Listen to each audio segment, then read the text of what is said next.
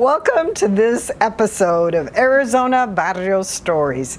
Thank you for tuning in and thank you for being a member of this site. Before we get started today, we're going to have a quick message from our sponsor, Francisco Gutierrez. Hola mi gente, attorney Francisco Gutierrez here. I grew up in the Anap Barrio. I've been practicing personal injury law since 1984. Experience makes a difference in the outcome of your case. As your neighbor, I've represented many families throughout the barrios of Arizona. If you've been injured by someone, why would you call a stranger? Give me a call. My staff and I will treat you like familia. Welcome back. Thank you for being a member and thank you for your stories. Everybody has a story. Thank you for your pictures. Your pictures, each of them tell a story. We want to hear about those stories. Who is in the picture? What is that picture showing us? Tell us, what is that picture about? Now, I said a few minutes ago, everybody has a story. Today we have a connection, a reconnection, and I like to call it a love story. We're going to have two guests today and they're going to share their story with us. Would you please introduce yourself? My name is, I was born Armando Daniel Reyes, but my mother's called me Danny ever since I was a child, and everybody knows me as Danny. Welcome, Danny. And would you introduce yourself? Ramona Barraza. Thank you. Thank you for being a part of Arizona Barrio Stories. Dan, I'm going to come to you because about a year and a half ago, you submitted a post. And before we get too much into your post, tell me, where did you grow up? Up to age 4, my parents rented a home right there in Cuatro Milpas, right smack dab next door to the grocery store. And my grandmother lived 5 or 6 houses north. So that was my area for about 4 years. And then we moved to Golden Gate, right across the street from Smitty's. And I went to Golden Gate Kindergarten, I think they called it. And then from there, my mother enrolled me in skiff school.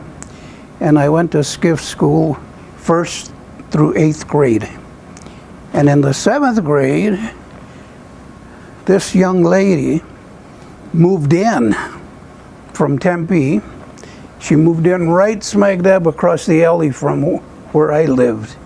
And then, lo and behold, she also was in my 7th grade class with Mr. Butel. I'll never forget that name. And I have since, as we got older, we went our separate ways. And I kept this crush hidden from everybody for 63 years until we reconnected over Arizona Barrio Stories. What a fabulous connection. Now, Ramona, where did you grow up initially? Tempe. I'm from Tempe, and when I was 12 years old, we moved to Phoenix. Do you remember where in Tempe? What were your cross streets? Right on Apache Boulevard. I don't remember the exact location, but that's where we used to live. And so when you made the move, about how old were you when you made your move? To Phoenix? Mm-hmm. About 12 or 13 years old. So you were the new kid on the block. Right. And do you remember meeting Dan? I used to see him when I call it the hill. When he was coming up the hill, he was going home. I would see him go to his house. But I never knew that he had a crush. Now, what high school did you end up at? Phoenix Union. And I'm assuming you went to Phoenix Union also? Phoenix Union freshman year. My parents bought a home at 35th Avenue in McDowell and rented that home on 16th Street. So here I go with the family, and I ended up enrolling in Carl Hayden. Oh, Oh, so you were a coyote, then you were a falcon. Then I was a falcon. And that's where you ended up graduating from. There's a point here. I didn't graduate. I worked for a company that released beneficial insects into the cotton, and there was a sister company in Los Mochis, Mexico. When we plant during early summer and harvest around October, in Los Mochis, it's the opposite. They're planting in October, so all through the winter, it's the cotton season. So I went down there to that sister company and worked. I was down there for 3 months, and then I came back. So tell me, where does your journey end up taking you after high school?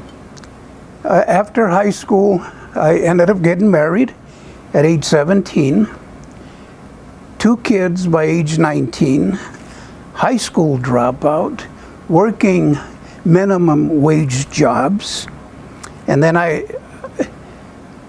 there was a knock on the door, and I opened it up, and it's a guy from the Salvation Army, and he had a canned ham, frozen turkey, and used toys for the kids. Well, that was one of the worst days of my life, but the best thing that could have happened to me.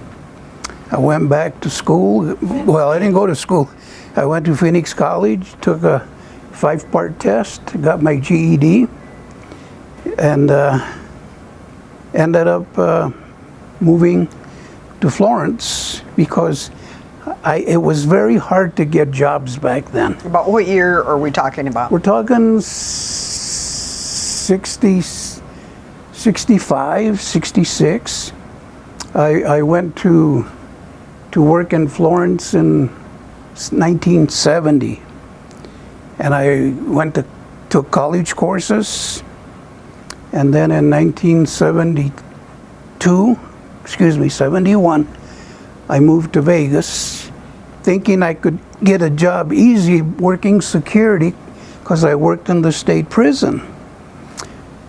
And I was at my uncle's house, and he introduced me to the president of an organization called Nevada Association of Latin Americans, very much like what we have here.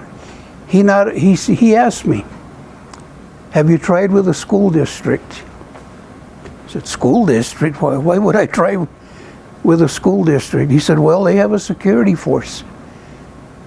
He not only told me about it, he took me down there, and I interviewed, and then I got my letter that said, "Thank you for applying. However, we've hired somebody else." Oh my. Yep, and then about 2 weeks later, the chief calls up and says, "Are you still available?" The guy we hired didn't work out.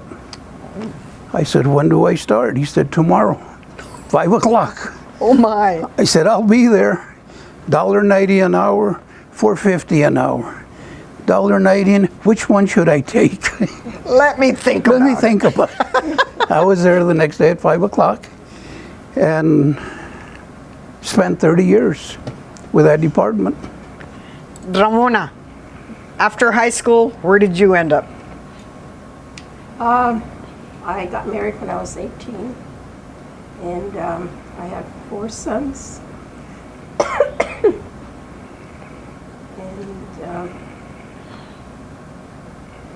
And you raised them. My husband passed away 11 years ago. So your journey goes to Las Vegas. You stayed here locally, correct? Yes. Okay, tell me what happened in February, your initial post. Do you remember what your post said on Arizona Barrio Stories? Well, because I had this crush on her, I kept the class picture. And it just so happens that we were up on the top right next to each other. So I posted that class picture on Arizona Barrios and asked if anybody knew where Ramona was at. And she saw it, like right away. So you were a member of Arizona Barrio Stories. Right. She saw it, and then we have been connected ever since. We have been referred to as soulmates. I moved from Vegas. The lease ran out in February. And February, I rented a U-Haul truck and boom, brought all my stuff. Now, I believe you posted that your first conversation was 5 hours, 5 hours on the phone.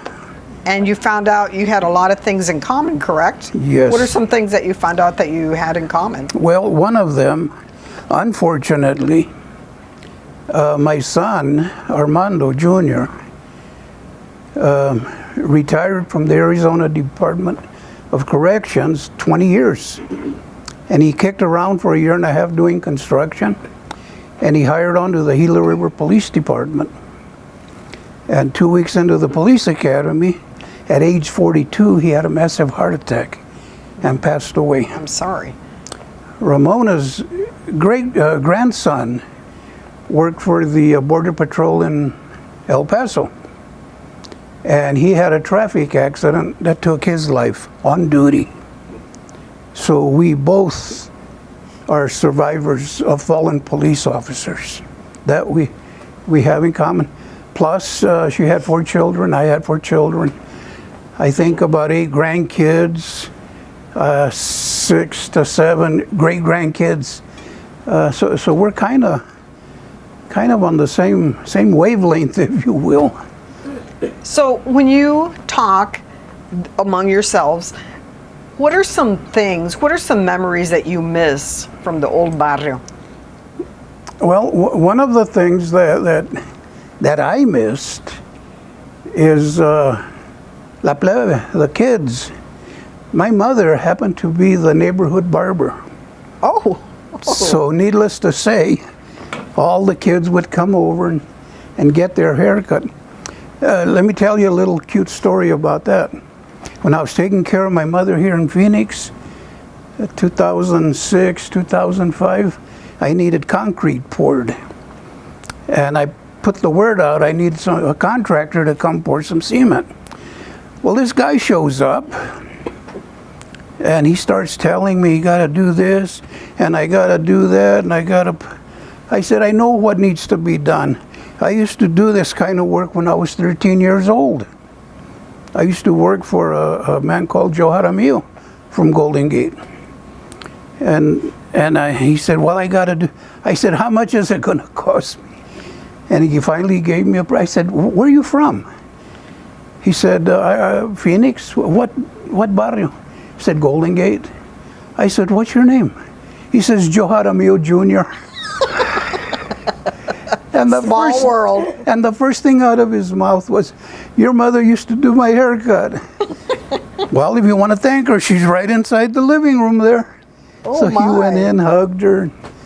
And Oh, my. that was... And Ramona, what do you miss? From there, well, my friends and my best friend was Maria Flores. She was my comadre. She passed away already. But, we used to hang around, go to parties and to the dances. That's what I tell him. I says, I never saw you at the dance. He said, never I went. He's getting into trouble. He never went to parties, and we did every Friday. My mom would always have an outfit. She sewed a lot. She would have an outfit for me every Friday for me to go to. What were the places you would go to? To Riverside, to, what was the name of that, can we remember the name of that hall? Abel Hall. Uh-huh. And there was one there in the barrio, I can't remember the name of it, but that's where we Calderon? Calderon, sometimes, only when, some of the movies star Ray Charles, Fats Domino, when they came. That's when we went to Calderon or to a wedding. But I had my fun. Dan, now that you are back in Phoenix, if you could bring back a memory of somebody, who is it that maybe is not around anymore that you miss? Is there anybody that you would love to have seen or talked to? Well, obviously my grandmother. She was an angel here on earth. 9 kids. Lived in Reyes, Arizona. And my grandfather was killed in the mines in 1942. And my grandpa had already built a house there in Cuatro Milpas. So she moved into Cuatro Milpas, and her home was the nucleus of all the tios and tias and cousins. We'd all meet there, and believe it or not, the fireplace was the big item back then. Throwing logs in the fireplace. And I have very many fond memories of Grandma, especially when she made beans and frijoles, tortillas and frijoles. Wow, I have never tasted beans that good since she passed away. I want to thank the two of you for being members of the Arizona Barrio Stories. We love your story. People ask about you. I am captivated with your story, how the two lives have crossed. Thank you, thank you, thank you. Yes, yes, yes. Okay, I'm gonna have to stand up for this. Or better yet, leave it. Now I'm getting all choked up. Ramona Valenzuela Barraza. The first time I saw you in the 7th grade at Skiff School, my heart went pitter-patter.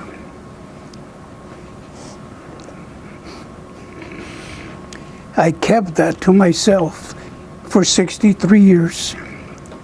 As we got older, you went your way and I went my way. Due to circumstances beyond our control, we both ended up a widower and a widow, facing life's challenges by ourselves. Thanks to Arizona Barrio Stories, we found each other 16 months ago, and we have been together heart and soul ever since.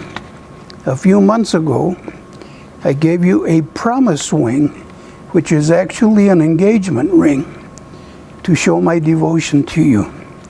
During these past 16 months, I found out we are very compatible. We have a lot in common, and we share the same life values. I am very happy, and I would like to take our relationship to the next level by making that promise ring our engagement ring. Ramona Valenzuela Barraza, will you marry me? Yes. I hope that's a yes.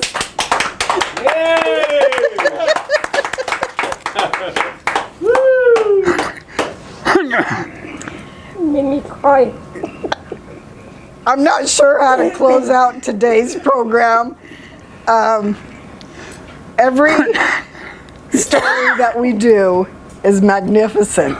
This is the frosting on the cake. We will have cake soon. Thank you from Arizona Barrio Stories. Thank you for your stories. Your stories mean the world to us. Thank you for being a part of this unique platform. And like I said, everybody has a story.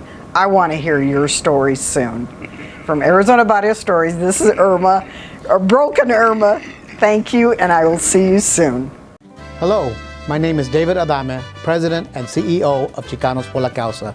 Today, I would like to announce our brand new exciting partnership with Arizona Barrio Stories.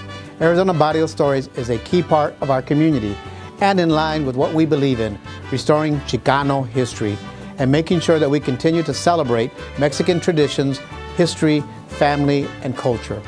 Arizona Barrio Stories will play an important role in bringing you important stories about Chicanos por la Causa and the founders who helped build Chicanos por la Causa, but also other key important stories about our Chicano community here in Arizona. We look forward to a wonderful partnership and thank you for your continued support.